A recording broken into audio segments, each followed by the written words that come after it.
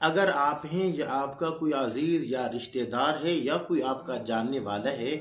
اور اس کے پورے سر میں درد رہتا ہے یا آدھے سر میں درد رہتا ہے، تو میرے مرشد کا عطا کیا ہوا ایک بہت زبردست عمل آپ لوگوں کی نظر کر رہا ہوں۔